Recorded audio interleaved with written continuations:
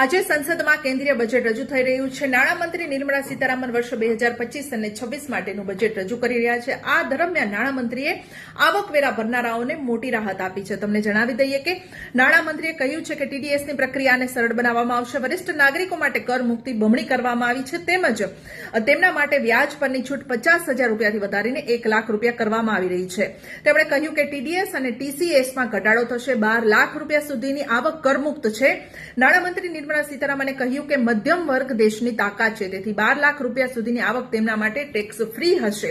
નવું આવકવેરા બિલ સ્પષ્ટ અને સીધું હશે। નાણામંત્રીએ કહ્યું છે કે નવું આવકવેરા બિલ હાલના બિલ કરતા અડધું હશે। આ શબ્દોમાં સ્પષ્ટ અને સીધું હશે।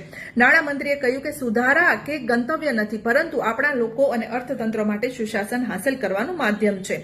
આ ઉપરાંત મકાનોના માલિકોને પણ ટેક્સમાં રાહત મળશે। ભાડા પર ટીડીએસની મર્યાદા 2.4 લાખથી વધારીને 6 લાખ રૂપિયા કરવામાં આવી છે। વધુ જ આવી માહિતી માટે જોતા રહો નેતા 5।